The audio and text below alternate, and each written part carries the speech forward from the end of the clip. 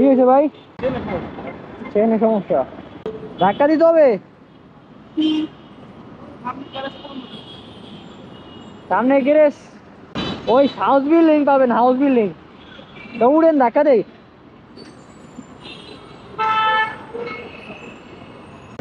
Running এ উড়েন, আমি ধাক্কা দিই, যান পরে।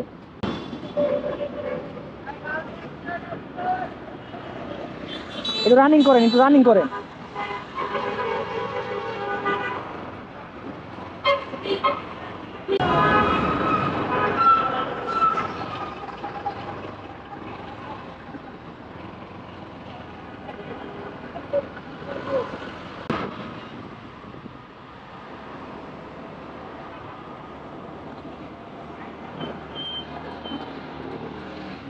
ওই সাইড দিয়ে গেল মনে হয় ভালো হইতো।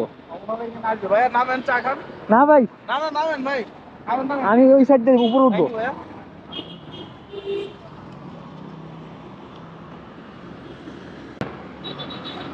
বিপদে পড়লে কারে সাহায্য করে দিলেই না।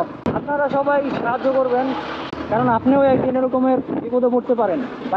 বাইকারদের জন্য তো পায়ের চিন্তা না করে হেল্পিং লেগ হিসেবে এটা ব্যবহার করি।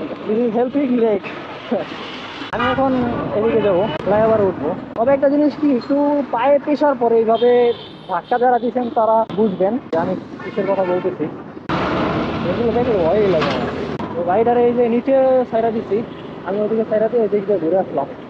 আপনাদের সামনেও যদি এরকম কেউ বাইক ঠেলতে দেখেন, কাউরে তেল দিয়ে পারেন বা ঠেলে পারেন বা যে কোনো ভাবে সাহায্য করবেন। কারণ আজকে দেখতেছেন অন্যরা একজন আপনার সামনে এভাবে বাইক ঠেলতেছে, কষ্ট করতেছে। হয়তো অনেকে মনে করবে এই অল্প একটু দূরে গেলেই পাবে, আসলে অল্প একটু দূরে গেলে পাওয়া যায় না, গ্যারেজ পাওয়া যায় না। তো আপনার ট্রাই করবেন একটু সাহায্য করার জন্য, কারণ কালকে আপনিও এরকমের বিপদে পড়তে পারেন, আল্লাহ না করুক।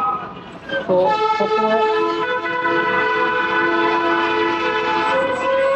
সবসময় ট্রাই করবেন বাইকারদের পাশে দাঁড়াতে। আমি প্রথমে মনে করছিলাম তার হয়তো তেল শেষ, যে কারণে ঠেলতেছে। কিন্তু আমার পিছনের সিটের নিচে একটা বোতল আছে, যে কারণে আমি সাহস করে গেছি যে এক বোতল তেল দিব তারে।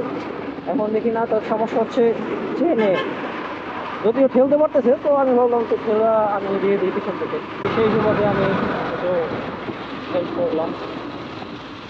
তো সবাই হেল্প করবেন, ভালো থাকবেন, সুস্থ থাকবেন এবং ওয়াক উইথ যে কাজটা